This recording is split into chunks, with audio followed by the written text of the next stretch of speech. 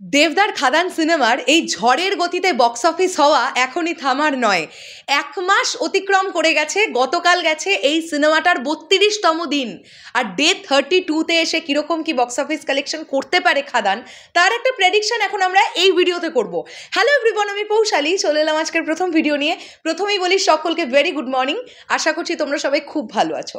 এটা তো আমরা গতকাল বিকেলবেলার দিকে জেনেই গেছি যে প্রথম 1 মাসে সর্বোচ্চ ব্যবসা করা সিনেমাটা পশ্চিমবাংলার মধ্যে সর্বোচ্চ ব্যবসা করা সিনেমাটার নাম হচ্ছে খাদান, যেটা প্রথম 1 মাসে যে পরিমাণ বক্স অফিস কালেকশন করেছে সেটা একটা হিস্ট্রি। গতকাল ছিল আবারও উইকডে, আমরা সবাই জানি গতকাল কিন্তু ছিল মঙ্গলবার। তো এই উইকডেতে খাদান কীরকম কি পারফরমেন্স করলো সেটা নিয়ে কথা বলি। তোমাদেরকে প্রথমেই বলে দিতে চাই, এই ছবিটা এবার 22 কোটি টাকা গ্রস কালেকশনের দিকে কিন্তু ধীরে ধীরে এগোচ্ছে। বলতে পারি আমরা প্রায় ছুঁই হয়ে গেল গ্রস কালেকশন 22 কোটি টাকা। ইয়েস, গতকালের ডেটে যেরকম রেসপন্স আমি বুক মাই শোতে দেখলাম, তাতে করে আমার ধারণা নর্মাল ওয়ার্কিং ডেগুলোতে যেরকম কালেকশন করছে খাদান, আমার প্রেডিকশন অনুযায়ী 18 থেকে 20 লাখ টাকা মতন গতকালের ডেটেও কিন্তু সেই রকমই একটা কালেকশন করতে পেরেছে খাদান। দেখো, সামনে 25শে জানুয়ারি আসছে, ওই দিন দুবাইয়ে প্রিমিয়ার আছে। তার আগে উদয়ন সিনেমা শেওড়াফুলিতে দেবদা হল ভিজিটে আসছেন 23 তারিখ। এটা নিয়ে আমরা ডিটেলসে একটা ভিডিওতে কথা বলবো যে কি লেভেলের উন্মাদনা হতে পারে সেই দিনটা। হ্যাঁ, তো আমরা দেখতে পাচ্ছি যে সিঙ্গেল স্ক্রিনের হল ভিজিট কিন্তু এখনও দেবদা চালাচ্ছেন। আর উদয়ন সিনেমাতে 23শে জানুয়ারি কি একটা মারাত্মক লেভেলের কালেকশন হতে পারে, অর্থাৎ আগামীকাল, সেটা চিন্তা ভাবনার জাস্ট বাইরে। বাইরে মানে বাইরে। তো আমার ধারণা মোটামুটি খাদান কিন্তু নেট কালেকশন 18 কোটি 70 লাখ টাকা মতন করে ফেলেছে, এটা আমার ধারণা।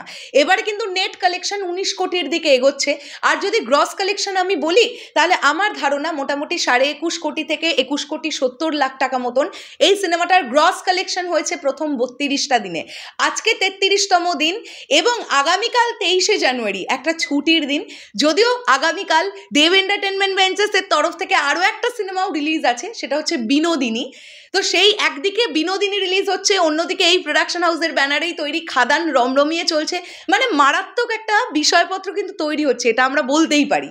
আর দেবদা এমন একজন অভিনেতা যিনি পশ্চিমবাংলায় দাঁড়িয়ে যে পরিমাণ বক্স অফিস কালেকশনটা করছেন, এখন এই মুহূর্তে দাঁড়িয়ে পশ্চিমবাংলায় আর কেউ সেই বক্স অফিস দিতে পারছে না।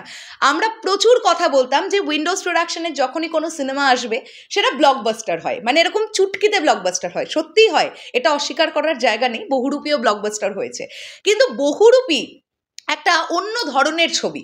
মানে খাদানকে আমরা একটা অ্যাকশন ওরিয়েন্টেড ফিল্ম তো বলতে পারি, বহুরূপী কিন্তু অ্যাকশন জনরার ছবি নয়।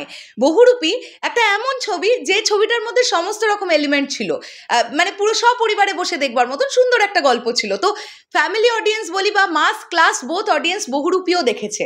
কিন্তু বহুরূপী যে দিনে, যে কটা দিনে যে পরিমাণ দর্শক দেখেছে, তার থেকেও বেশি দর্শক খাদান প্রথম 1 মাসেই দেখে ফেলেছে। বক্স অফিস কালেকশনই কিন্তু তার প্রমাণ।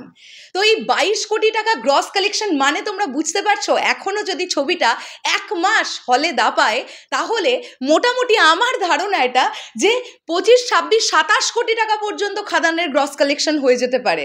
আর নেট কালেকশন 22-23 কোটি টাকা তো কেউ আটকাতেই পারছে না। তো এটা একটা ট্রিমেন্ডাস রেসপন্স, যেটা নিয়ে কথা বলতে সবসময়ের জন্য ভালো লাগছে। প্রচণ্ড প্রাউড ফিল হচ্ছে একটা ছবির 32-33তম দিনে এসেও এখনো রোজ কিছু না কিছু আপডেট। এটাই দেবদা। ইকুয়ালি প্রমোশন চলছে। দেখো, এদিকে যেমন আমরা খাদান শুনতে পাচ্ছি, দেখতে পাচ্ছি, উল্টো দিকে আমরা তেমন বিনোদিনীও দেখতে পাচ্ছি। তো it's called professional production house, যে মোটামুটি একই সময়ে দুটো ছবি তাদের ব্যানারে রিলিজ হয়েছে, দুটো ছবি দু রকমভাবে প্রমোশন হচ্ছে, দুটো ছবি লোকের কাছে পৌঁছচ্ছে সোশ্যাল মিডিয়ার মারফত। সো এরকম একটা উন্মাদনা চলতেই থাকুক খাদানের। অবশ্যই আগামীকাল ছবিটা আরও জাম্প নেবে বক্স অফিসে, কেননা 23শে জানুয়ারি ছুটির দিন, আমরা সবাই জানি। তো দেখা যাক, আগামীকাল আবার আমরা একটা প্রেডিকশন করব যে আজকের বক্স অফিস কেমন হতে পারে, আর 24 তারিখে গিয়ে আমরা 23শে জানুয়ারির বক্স অফিস প্রেডিকশন করব। আচ্ছা, তোমাদের কি মতামত এটা নিয়ে অবশ্যই কমেন্ট করে প্লিজ জানিও। তোমাদের ধারণাটাও কিন্তু কমেন্ট বক্সে জানতে চাই। চলো, টাটা।